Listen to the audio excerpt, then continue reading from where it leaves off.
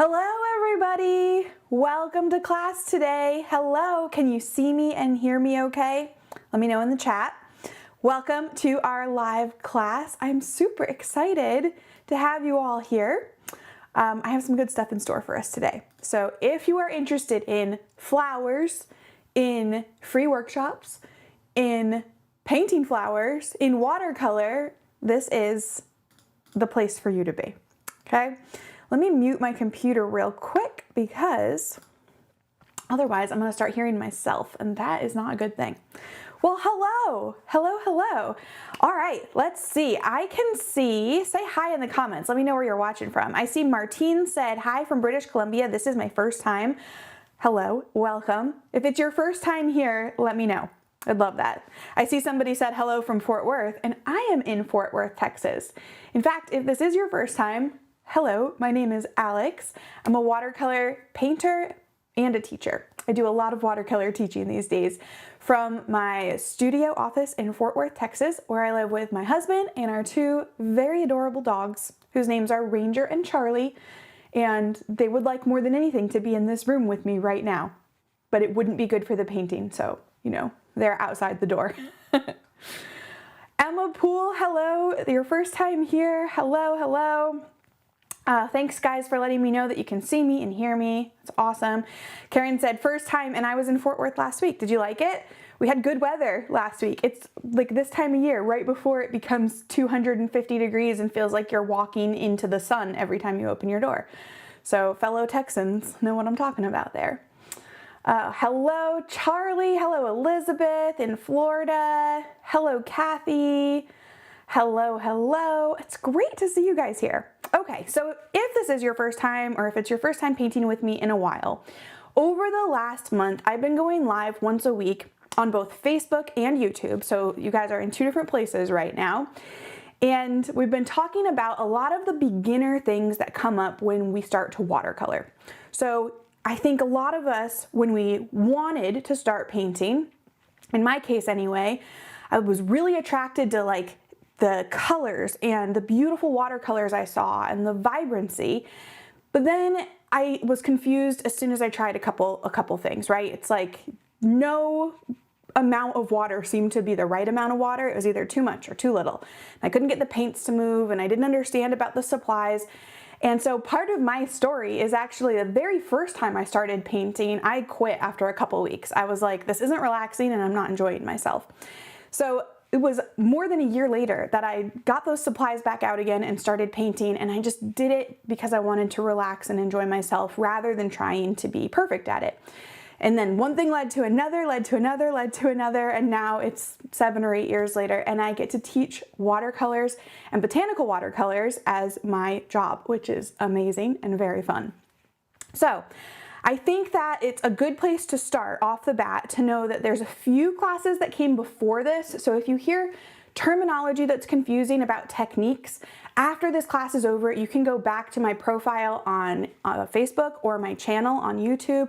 Watch those other free classes where we talk about wet into wet technique and wet on dry, and how do you know if it's enough water or not enough water, and how do you mix your colors, and how do you get your paint from your palette onto your brush and then onto the paper. So just some really simple mechanics that unless you understand those and grasp those, it's impossible to then go and paint something that you're proud of, right? And then also we make mistakes, but we don't understand what mistake we're making. And so it's easier to paint when you understand those essential things. So today, while I'm painting, I have some incredible people helping me out. You'll see Sandy, Rachel, and Crystal answering comments in the chat, answering your questions, and they're going to be sharing links with you for some free resources I have too as they come up. So keep an eye there. If you need anything, feel free to ask. They also are going to collect a few questions for me to answer at the end of class. So feel free to drop your questions there. I'm going to switch my camera view real quick because I want to show you this before we start to get painting. I am reopening my botanical watercolor membership, which is called the Garden Studio, on May 1st for new members. It's the first time it's going to be open to the public since October of last year, so I'm really excited about it.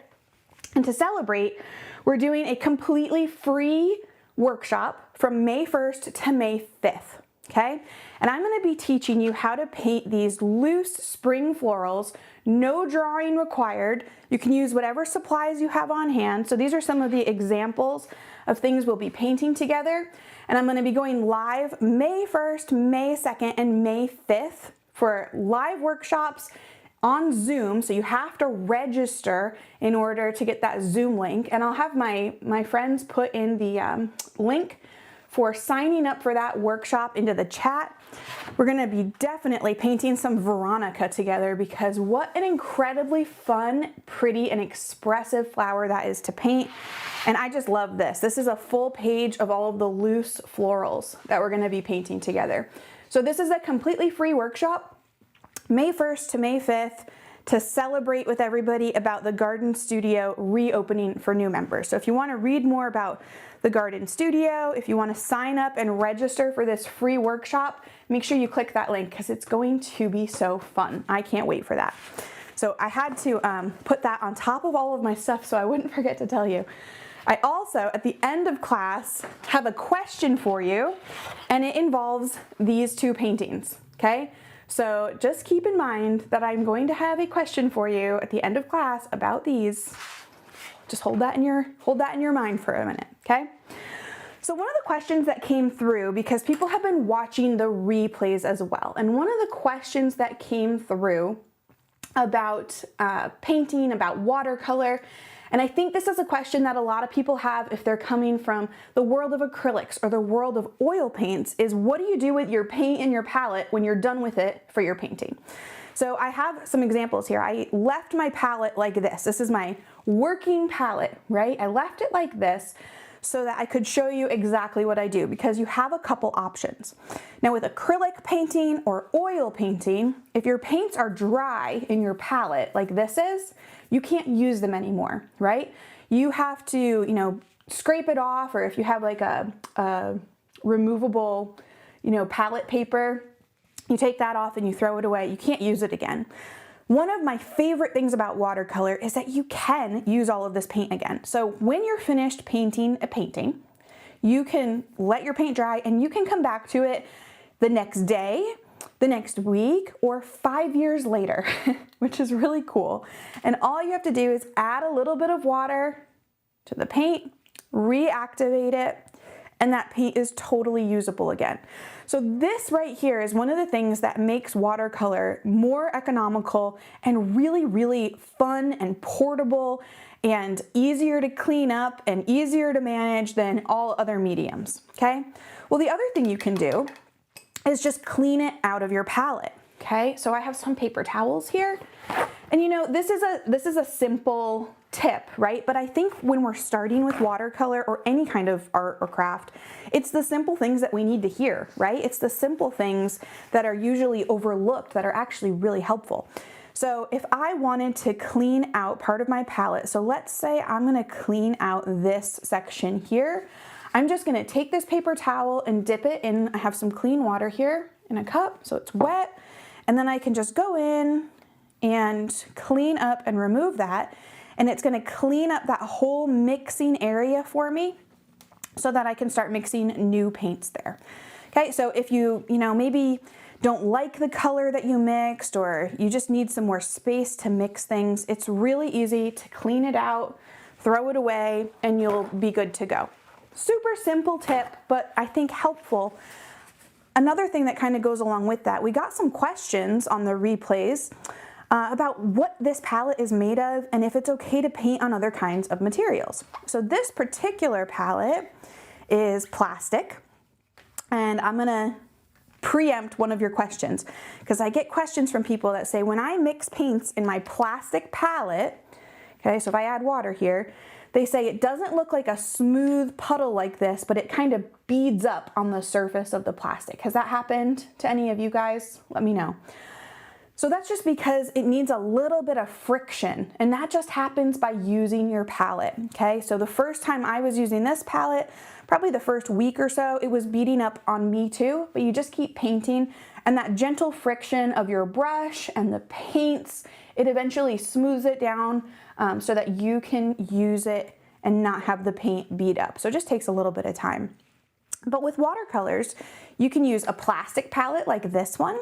You can use metal, you can use glass, you can use ceramic, you can use a dinner plate. Okay, it's very flexible, and you saw how easy it was to clean too. And so there's a few paints that are gonna stain sometimes, but for the most part, you can clean it right out and use it again just a few seconds later, which is pretty cool, right? So today we're gonna talk about, the title of this class is Soft and Simple Watercolor Flowers. And when you hear soft watercolor, what does that make you think of? What technique do you think of?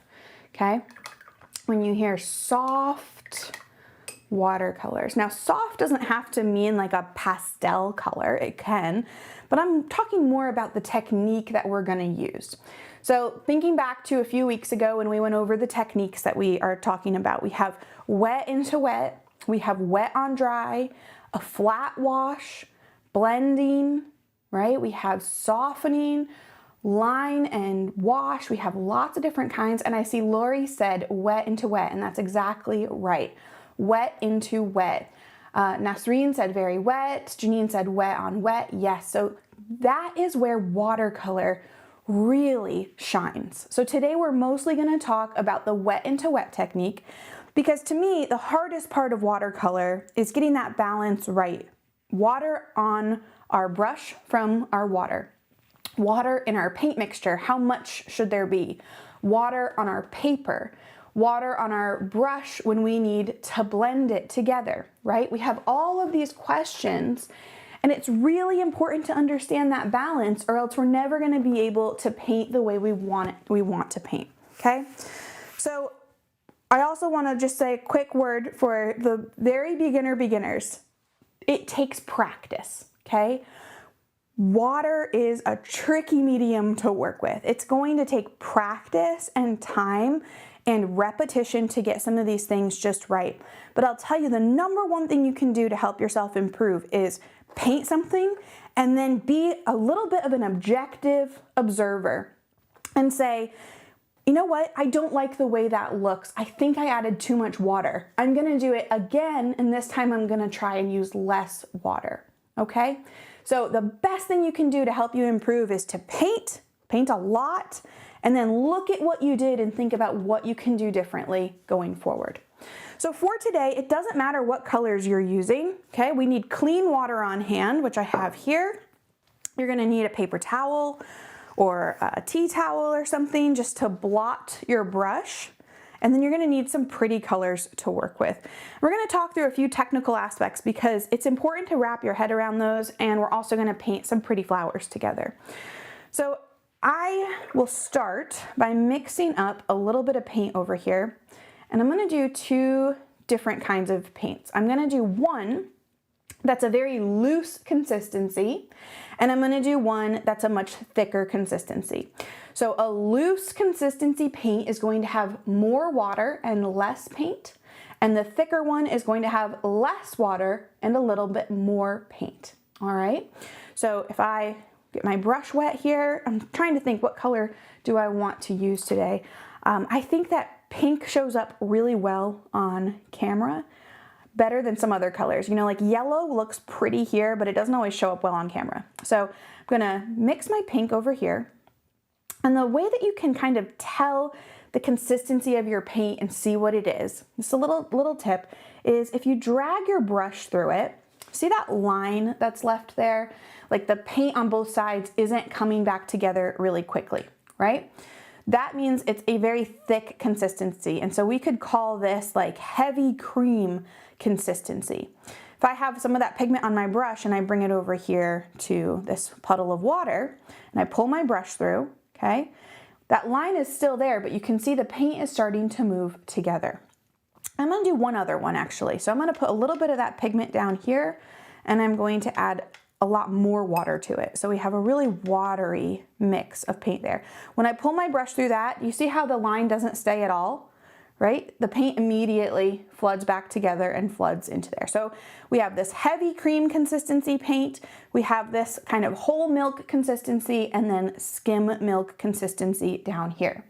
The reason that it's really important to understand the consistency of your watercolor paint is because when we paint wet into wet, this is one of the determining factors of how our paint is going to flow. So let me show you what I mean, okay? I'm gonna put some clean water on my brush and I'm going to make 3 brush strokes. So I have a brush stroke here, right? One here, need a little more water on my brush, and one here. So all of these are the same level of wetness on the paper. So let me take my thickest paint mix and drop it in. I'm gonna rinse my brush off, dab it off, and take my next one and dab it in. Rinse it off, dab my brush off, take the loose one and dab it in, okay? So what you're gonna start to see is that the thicker the paint consistency is, the less it's going to move in the water. That gives us more control when we drop it in, okay? The thinner ones move a lot more in the water, and you know, even if I was to pick this up, okay, they're gonna move even more through the water, okay? So then, as we're looking at these, if I grab a little bit of this thick one, so I have a layer of water, a layer of paint. Now I'm going to put that thicker paint on here. And again, it's not gonna move as much. So we're starting to get this kind of controlled gradient that goes from light to dark, which is really cool, all right? So the consistency of your paint is so important.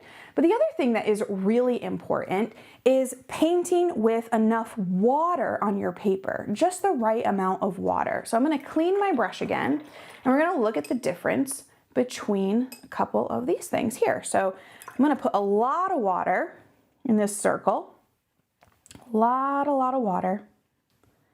And then I'm going to have less water here, okay? And so if I was to kind of pick up the paper and shine it in the light, this one is kind of glistening, and this one is like a puddle of paint. So I'm gonna take this medium consistency paint and drop it in here, all right? So it kind of looks at first glance like we're getting the same thing here, where it is blending into the water, we're kind of getting that watercolor effect. I'll take a little bit of the thicker one too and drop it in. So a little bit there, okay? So this part here had too much water down. This one had just the right amount of water down. And so what you're gonna start to see is that this, we don't really have control over it. If I was to pick up the paper and move it around, that paint isn't really hitting the paper. It's just floating in the water. See what's happening over here? The paint is actually on the paper, right? And it's spreading out into the water in a really controlled way. So let me rinse my brush off. And what you're gonna see here is that if I wipe this away, a lot of that pigment comes right off, okay? Because that whole time, that paint is just sitting in the water, right? It's not settling down onto the paper. Over here, the paint is actually hitting the paper, right? It's not just sitting in the water. So if I rub this off, you can see that a lot of pigment gets actually onto the paper. Now these things, you know, I'm not suggesting that you go out and paint pages and pages of just trying different consistencies, but by taking 5 minutes to understand this, you can change the rest of your watercolor journey, because there is nothing more frustrating than, you know, you take some water and you're gonna paint like some petals of a flower, let's say, and there's way too much water on it, and then you grab a paint that's way too watery and you drop that in, and it's gonna take forever to dry, and you can't control where your paint is going. It doesn't look like a flower petal. It's going to dry in this weird way. It's gonna bleed all over the place. We're gonna end up with these back bleeds that we don't want, that don't look good. The opposite of that is when you know and you understand how much water you need on your paper and what the consistency of your paint should be, okay? If I drop this in here, see how it starts to spread? And I have some control, right? I can put the paint where I want it. And when you're working wet into wet, that paint is never gonna go outside of the water that you've put down, so you have more control there. If I blot my brush off here on my paper towel. I can come back in and blend it a little bit and lift it with a clean brush. Okay.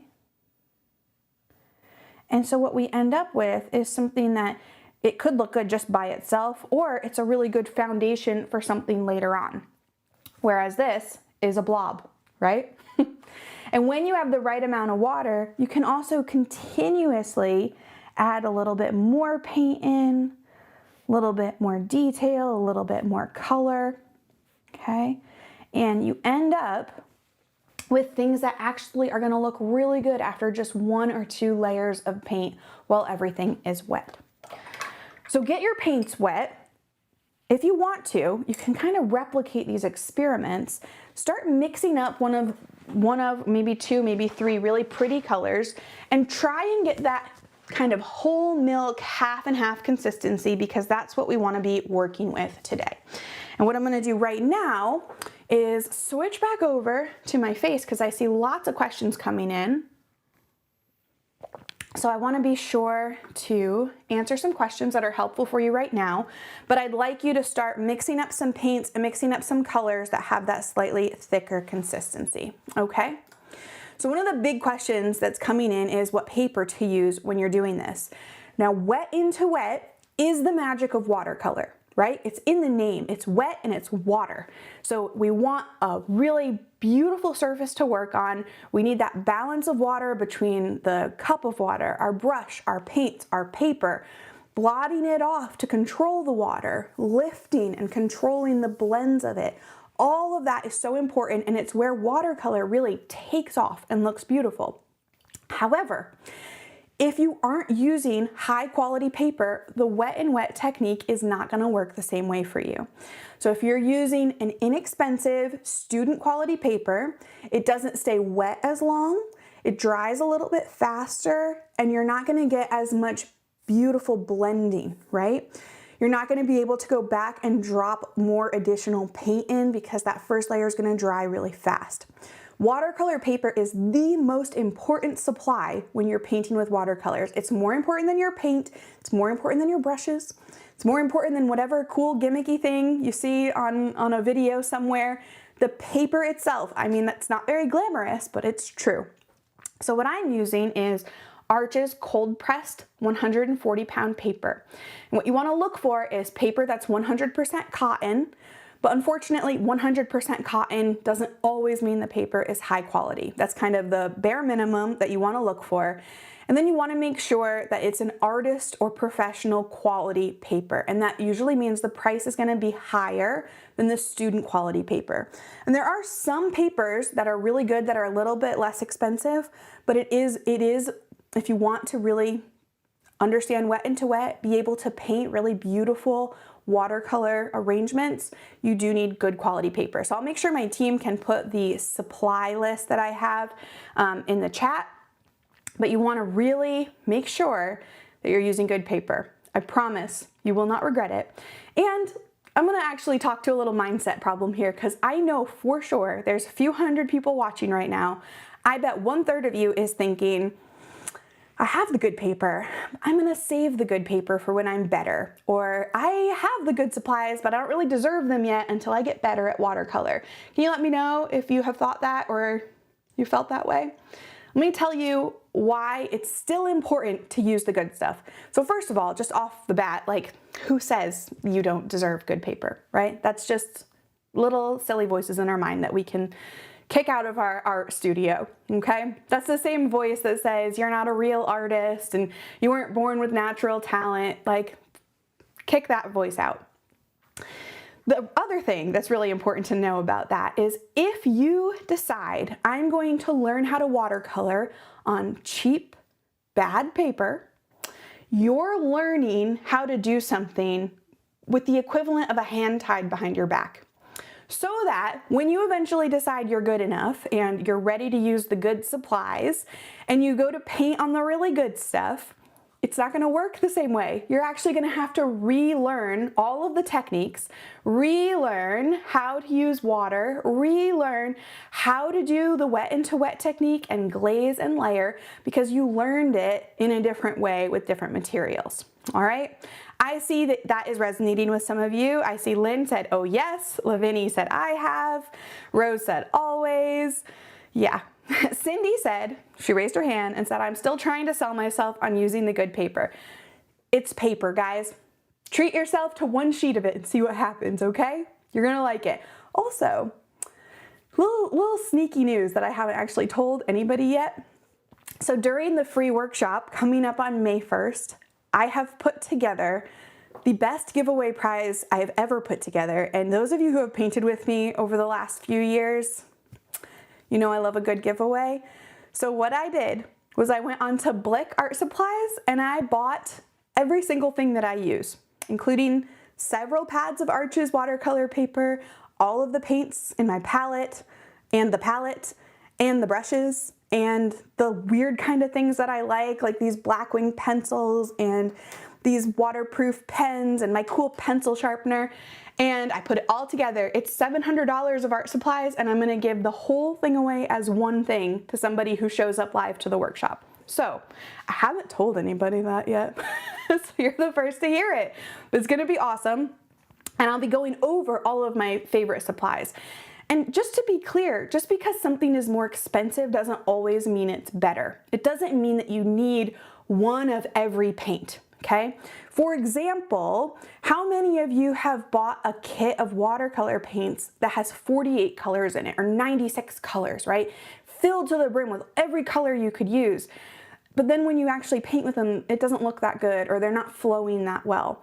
For the same price, you can buy 3 or 4 tubes of really high quality paint, get really, really good pigmented, vibrant colors that flow really well, mix every color with them, and be so much happier. And they're gonna last you for years because watercolor paint, the good stuff, lasts for so long.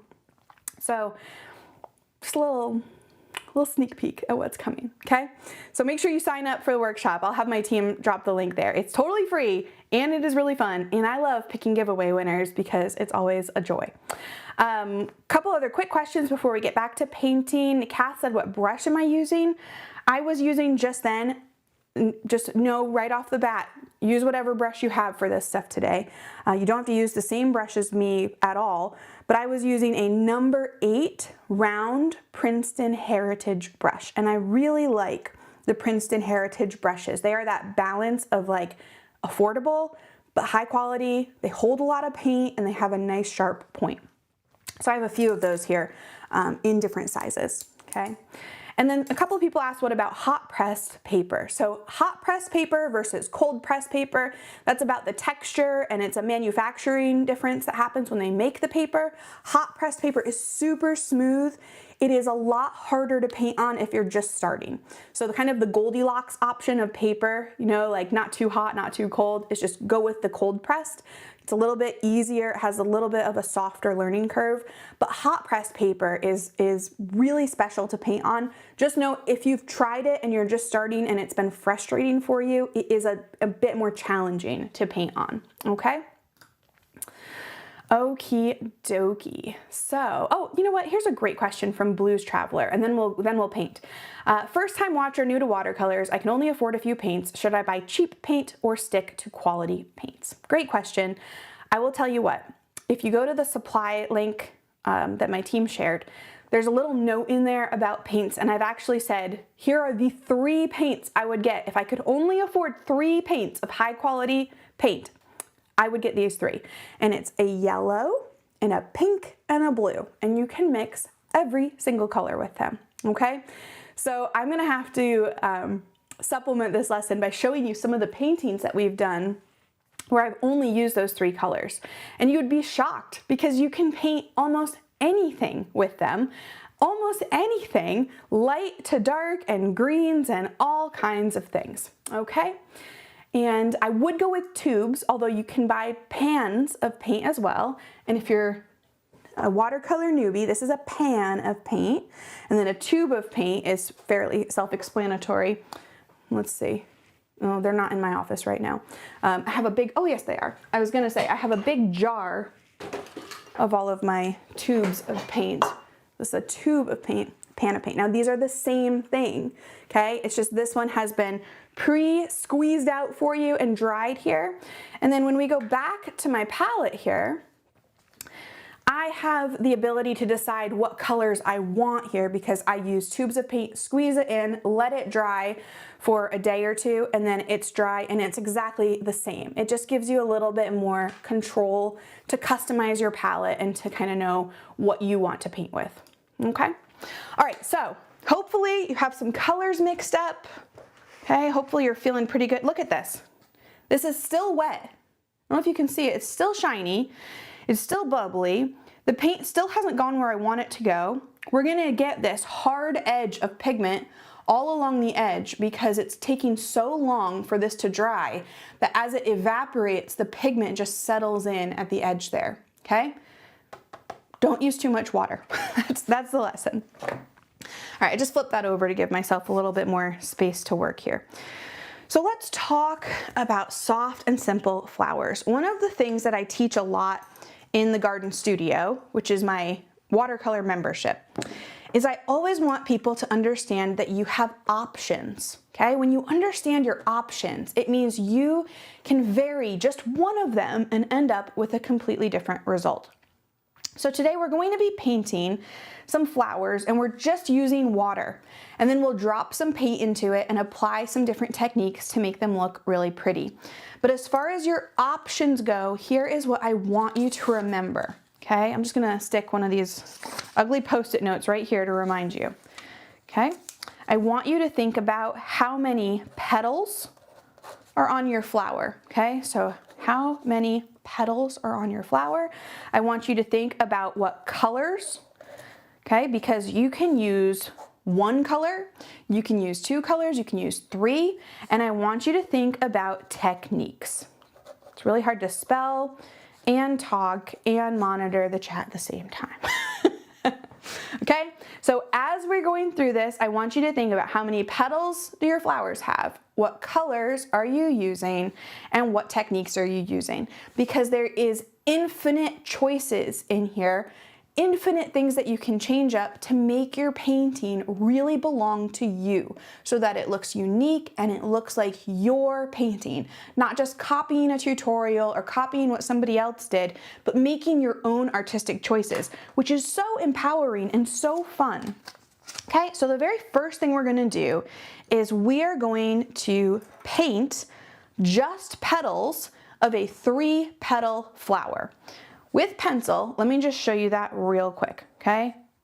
I have to do this in pencil real quick so you can see it, because if I just paint with water, it's really hard to see what I'm doing. So just 3 petals like that. Let's give it a shot. In our lesson last week, we talked about this brush stroke. Okay, I'll use green paint to show you the brush stroke, where we are going from thin with the tip of our brush, pushing down to get it thicker, and then coming back up to the point like that. And I said practice that because as you practice it, you can start to combine it to form lots of unique shapes. And this is all about brush control, okay?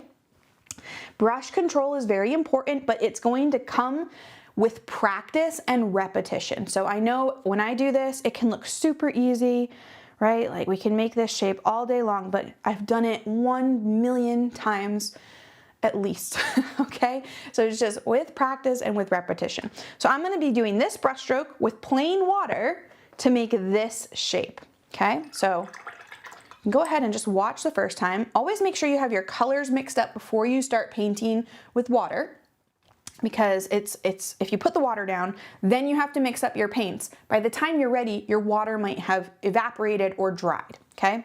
So we'll just do pink again. And remember, I asked you to mix up a thicker consistency paint. Now, when I asked you to do that, it was about 5 minutes ago, right? So for some of you, you did it, and if you're in a really dry climate, it's already starting to dry. You're like, Alex, I can't even use it now.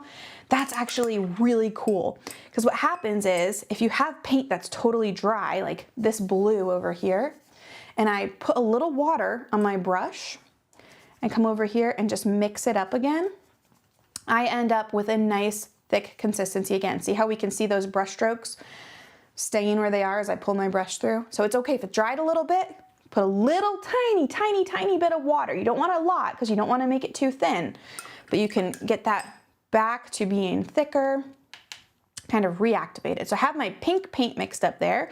I'm gonna rinse my brush off and then blot it off over here to make sure that there's no color on it. Then I'm gonna take some water with my brush, and if you remember from a few weeks ago, just about every time I pull my brush out of here, I am scraping it on the rim of the cup, okay? And I'm going to just paint these petal shapes with just water.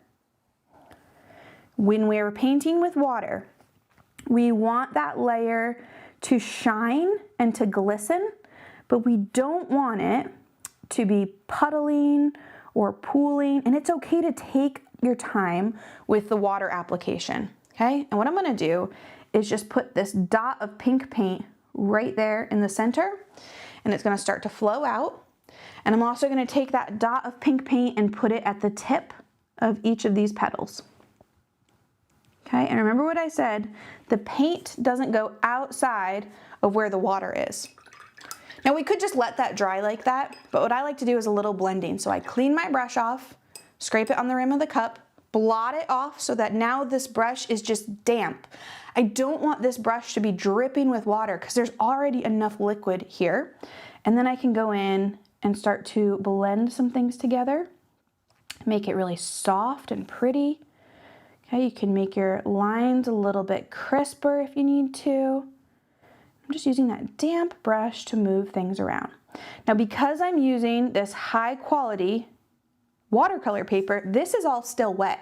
So I can grab a little bit more of this paint and drop it in the center. Give myself a really dark center area, okay, which kind of helps define what our flower looks like. And you don't have to do this, but just to show you, kind of put it in perspective, right? What if we had a little stem coming out of it and a couple little leaves?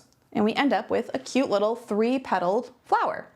Now this is one of the simplest ones, right? Because this is just 3 petals. There's not a ton of flowers out there that actually look like this with just 3 petals. What if we change up one of the variables? So what are our variables, okay? How many petals, how many colors, what techniques? So what did we do here? We did, how many petals? 3 petals. How many colors? We did 1 color. What techniques did we use? Wet into wet. What else did we do with the techniques? Blending, softening, brush control, brush strokes. Really interesting, right? So all kinds of those variables can happen. Let me know in the chat, what variables would you like to change for the next one? Let's see what you all have to say, and I'll just kind of go with what you'd like to do. I'm using, by the way, this is a number 4 round Princeton Heritage. So the same kind of brush I was using, but it was a number 8, so I went a little smaller for the demo so I could fit more things on the page. Okay, let's see. Let's see, what do you guys want? What would you like to see? Okay. Remember with brush sizes too, that a number 3 in this Princeton Heritage brand isn't gonna be the same as a number 3 in another brand, okay? So Kathy said, let's do 5 petals instead. Grandma Tech said, change up the colors. Okay, so we can change up any of the variables. Let's go ahead and let's see, Karen said petals. Let's do petals, okay? I can probably do a few different things. So if we're gonna do petals, let me just draw it in pencil again so it makes sense. Here's our little center, okay? And we'll do 4 petals, kind of like that, but a little bit better. All right, so I'm still gonna use, this is my number 4, just water on my brush. I have the same paint colors ready to go. We're only gonna change 1 variable. So I'm gonna come in and paint these petals like so. And I know this part is kind of boring because you can't see them because they're painted in clear water, but that is just the nature of our wet into wet petals. Okay. Now I have a little secret for you. Those are the 3 variables that we are working with. But you know there's actually a lot more variables than that.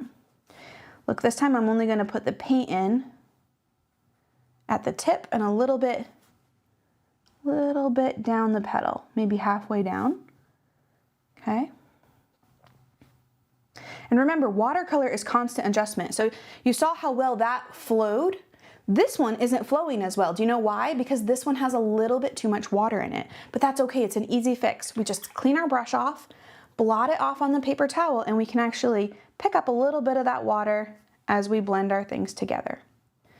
So blending, blending, blending. And this time I'm not putting a really dark color at the center with this 4-petal flower. You know what I can do? I can take a little bit of my yellow, pop it in my palette. Remember, about 95% of the time, you want to be taking your colors and putting them in your palette and then going from the palette to the paper. You don't really want to be taking your paint from here going to the paper. It's very easy to kind of cross-contaminate your colors if you do that. So this is still wet, and so I'm just going to put a little bit of yellow here in the center. And so now our flower is going to have this nice yellow center that's bleeding out, okay? And this time, instead of a stem, what if we took our paint and we just kind of put in a couple leaves sort of coming from behind the flower, right? Same sort of brush strokes, just to show you so many variables exist that you can play with and that you can change. And that is how you find your voice as an artist, when you start making the decisions and having fun with it, okay? So we changed the number of petals, we changed the composition around the flower, and we changed the amount of colors, all right? Now Denise said, how do you not get a little blob of paint at the end of the stroke? We talked a little bit more about that in our live last week, Denise, so be sure that you check that out. But just to quickly mention it here, if you're not using a good quality paper, that's going to happen more often because the paper will affect it.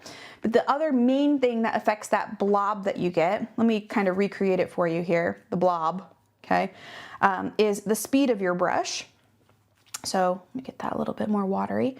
So if I paint something and pick my brush up really fast, okay, or if I stop and then go with the brush strokes, pick my brush up too slow, okay, you're gonna get these blobs. Might look like that. Sometimes I have to kind of recreate what it's gonna look like for you if you use cheap paper. You're gonna have your brush stroke, okay, and then for some of you, you're probably getting like a blob right there in the center, right? So spin your brush around, bring it to a point, never stop your hand moving. Slowly pick up your brush, it's still moving, and you're gonna get a much smoother look there, okay?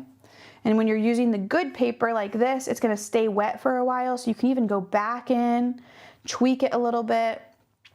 You can add other colors in with wet into wet and get some other kind of looks and depth of color there too, okay? Okay, so let's see. What should we do next? What should we do next? Nancy said, how do you clean your palette tray? Nancy, I actually cleaned it out at the very beginning of class. So make sure that you watch the replay when it's up. As soon as class is over, the replay is available and you can see me. But I just use a wet paper towel and wipe it out. It's super easy. All right, let's change another variable. And I would like you to start brainstorming. What other variables do you think exist? So the ones that we're talking about for soft flowers are the amount of petals we have, the amount of colors we're using, the techniques that we're using, okay? What other variables could we be changing? Start to think about that, okay? There's really no wrong answers, because as long as you start to think about that, you start to think about what I can change and what I can do, you're going to start to develop your own voice and your own artistic ability even more.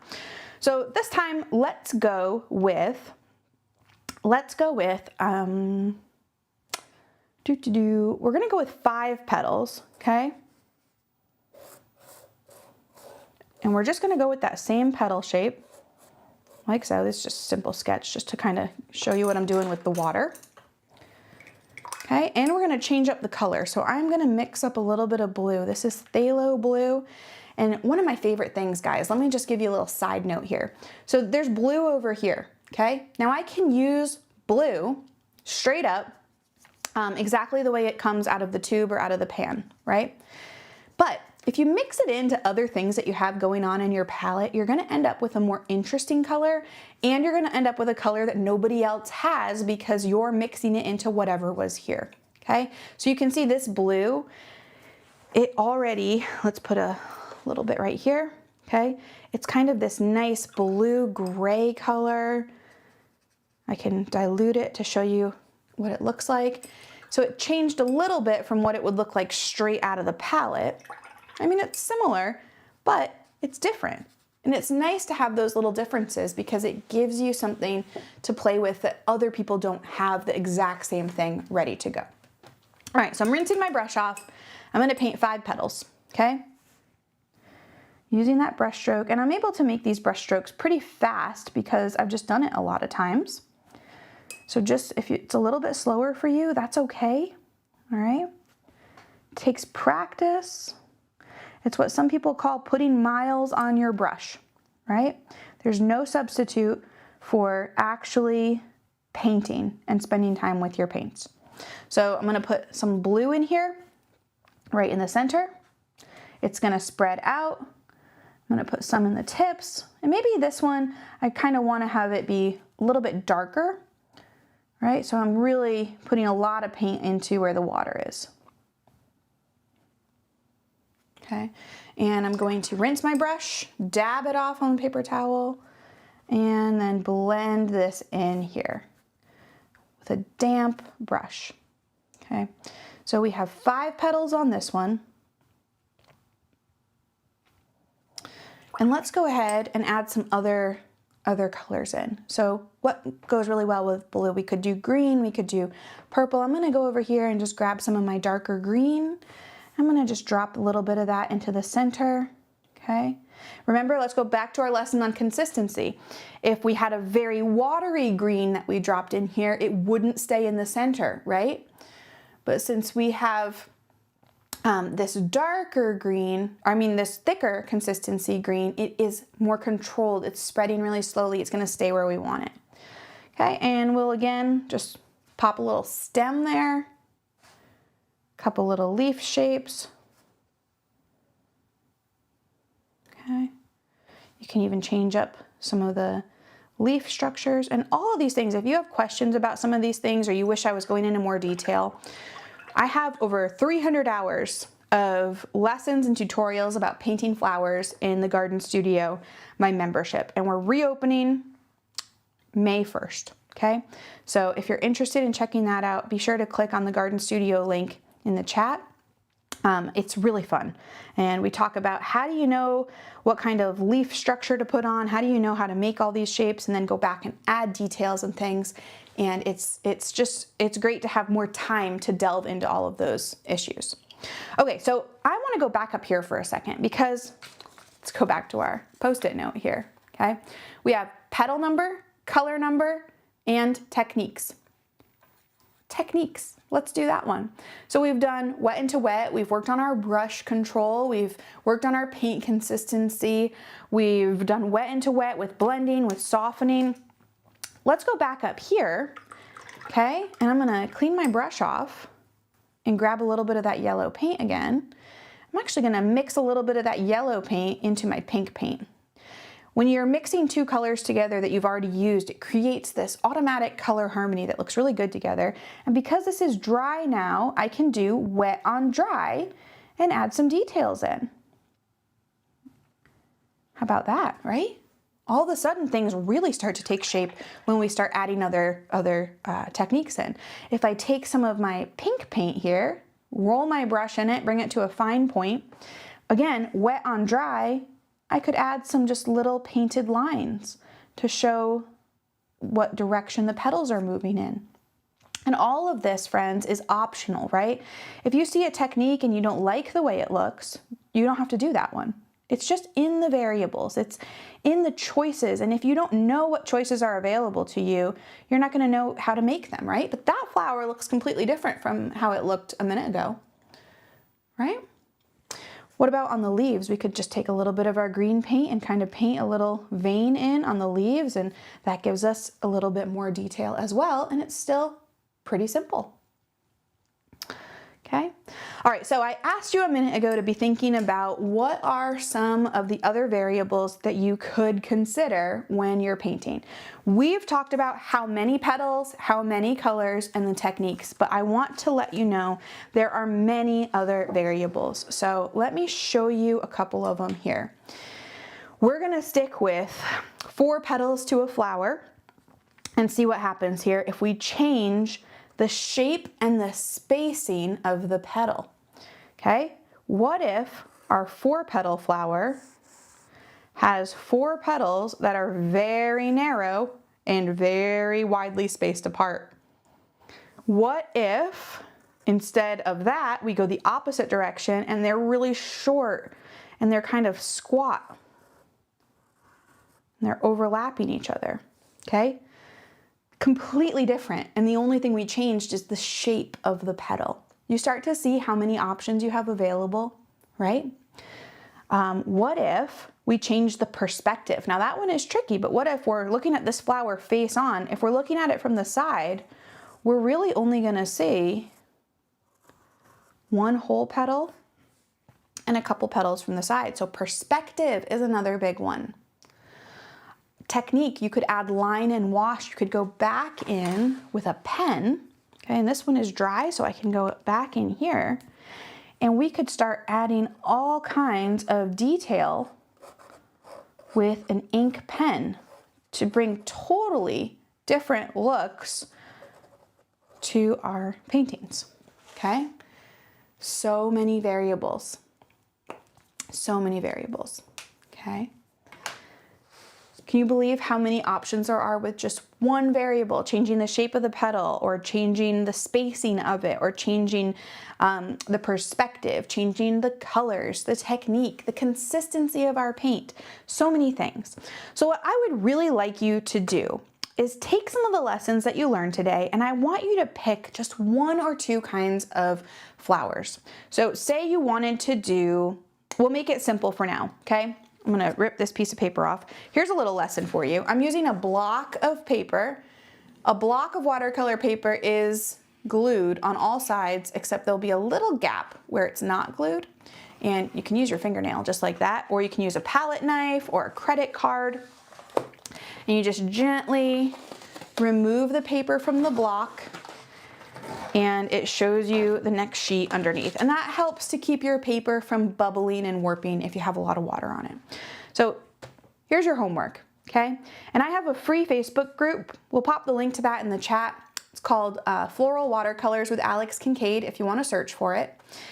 We have a free Facebook group, and so do your homework and go in there this week and start to post your projects. And I'm gonna spend some time in there, and I'll give you some feedback later this week, because it's really important that you spend time practicing, okay? And if you're like me, it helps when you have a little bit of homework. So what I want you to do is pick a flower, practice a whole bunch of them, change up the variables, and find one that you really enjoy painting, that pushes you a little bit, that stretches your skills a little bit, and then start to paint it on a whole sheet of paper so that it's filled in. So what that would look like, I just changed to a bigger brush so I could show you a little bit bigger, is if I really like to do a flower that has 4 petals, okay? And this is gonna be a really quick example, but when you do this, I want you to take your time, go slow, make your choices intentionally, okay? So here I have a little 4-petal flower. I'm gonna just grab a little bit of this purple that I have here and drop it into the center, okay? I'm actually gonna put most of that in the center this time. So I'm just dropping my paint off, right? Just by touching it a few times. I'm gonna rinse my brush off, blot it off on the paper towel so it's damp, and I'm just gonna kind of push that paint out into the water and blend it a little bit.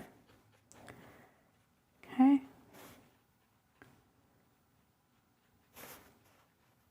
Pushing it out, softening it, blending it. Okay, so I have my little 4-petal flower there.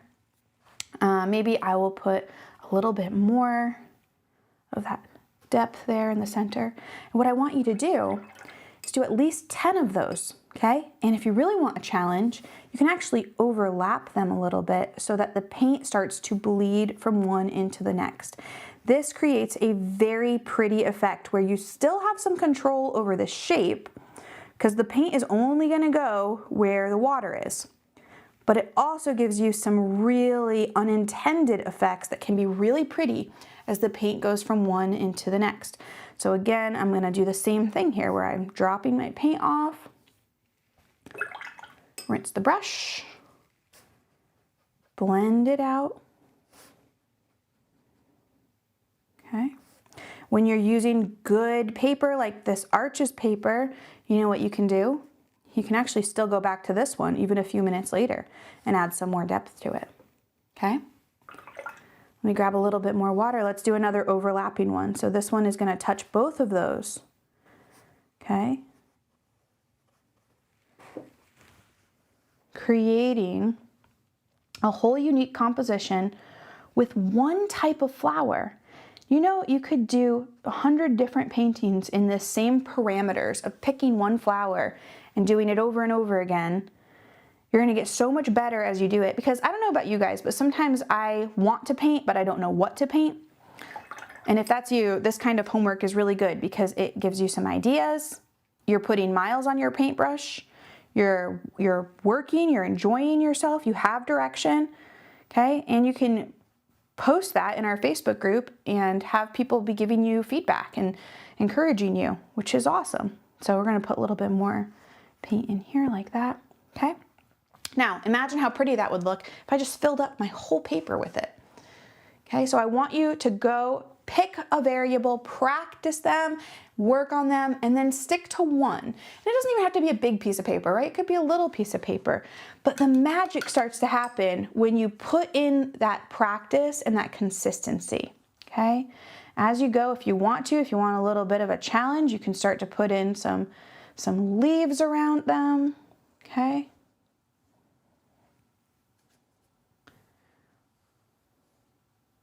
And if you need a reminder on the techniques and the things that you're seeing, or if I mentioned anything today that you're not really sure what it means, be sure to go back and look at the other free videos from the last few weeks, because there's a lot of material in there that's gonna help you and kind of clarify some things, okay? Put a little drop of that darker blue in there and see what happens. So it doesn't have to be complicated. It doesn't have to be a project that takes you 100 hours to do. It can be simple and it can be fun and relaxing. And the more you do it, especially if you're enjoying yourself while you paint, the more you do it, the more you're going to learn and the more fun you're going to have, okay? It's so great when fun and progress go hand in hand. Isn't that what we want? All right, so here is a question for you. I mentioned this at the beginning, okay? I have a couple classes coming up and I am struggling to choose which of these to teach first, okay? So what I wanna know is which one of these is your favorite? And you can like them both. I like them both. But number one or number two, okay? Number one on the left, or number two. Which one of those would you like to learn more than the other, okay? Number one or number two. I'm gonna leave that there for a second, and I'm gonna go and look at some of the questions we have, because I see my team is sending me some notes. So let me take a look, okay? Okay, well, Pat had a great question. Pat said, how do I know when to stop? And you know what, Pat, a lot of that is experience, because I have to tell you something. Sometimes you make a mistake and then you went too far, and you know you went too far. And I'm looking around my office right now because I know I have examples of when I have gone too far. And then I'm like, oops, time to start over again. So I don't know if you guys can hear the paper rustling. I'm looking through some things. Okay, the truth is sometimes you're not gonna know until you do it. and then you think, oh, that's what she meant. That's too far. But then you don't make that mistake again, right? Okay, I found a couple things just now as I was rustling around. So this is a lesson in the garden studio. When I was talking a minute ago about how to know how to make different leaf shapes, that's an example of something we can kind of deep dive into there. Here's another example of just practicing, right? So I just changed the variable, the perspective, the petal shapes, the spacing of the petals, the type of brush strokes I was using, and we get just one color on this piece of paper, and we get all of those different things, okay? This is another example of soft florals being over an entire page, just like your homework. Go and paint 1 or 2 types of flowers over a whole page, see what happens, okay? These are little blueberries painted over a whole page. It's such a powerful composition when you take just one motif or one thing and then paint it over a huge big page. Now I have, look at this. I didn't have these planned to show you. I just grabbed them from my very messy desk. See all those flowers? You know what I did with those? I painted a full composition later on because I had practiced. Okay? The practice is so important, and then you can go and create something that's really pretty and different later on. Okay? But to your original question, Pat, of how do you know when to stop, a lot of it is just going to be practice. A lot of it is just going to be, you know, I went too far, now I know I went too far, and I'm going to stop next time. Okay? I have a couple students who have said in the past that they'll set a timer and they'll say, you know what, when it's getting too close, you know, I think I'm overworking it, I'll set a timer, I'll get up and walk away and go do something different and come back later, and then it's a little bit easier to say, that painting is done, or no, I still need to do a little bit more work on that painting, okay? Denise had a big win today. If you had a great takeaway or an aha moment or something you learned today, let me know in the chat. Denise said, I just switched my paper to what I knew to be 100% cotton. Wow, what a difference. So, first of all, Denise, incredible job just taking action and doing the thing. But also trust me, you guys, if you want to be really good at wet into wet and watercolor, the paper is critically important, okay? All right, so for my question of which flower bouquet you enjoyed, Beverly said 2, 2, 2, 2, 2, 2, 2. She gave us 8 twos. I think number 2 was a little bit more popular, but they both got a lot of votes. Susie Q said it's hard to choose. I know, that's my problem. That's why I wanted you guys to choose.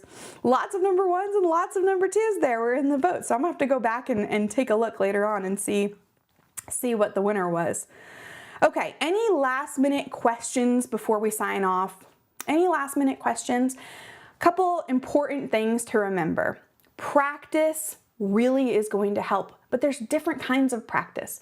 If it's practice that you're not enjoying, you're not gonna learn anything from it, because it's gonna feel like punishment.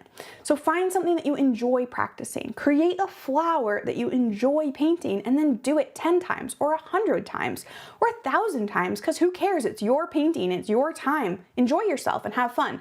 I'll tell you what, if you painted the same flower 100 times, that 100th flower is going to be so much better than your first one or your 50th one. So find something you enjoy practicing and then just do it on repeat, okay? When you feel like you're doing incredible with that thing you're doing on repeat, choose one variable and change it. Add more water, add another color, add another petal, change your technique a little bit. Pick one variable, change it, and then do that one on repeat. Over time, you're gonna get better and better. You're gonna have all these flowers in your toolbox that you can combine and create really interesting, unique compositions yourself. So that's the first takeaway.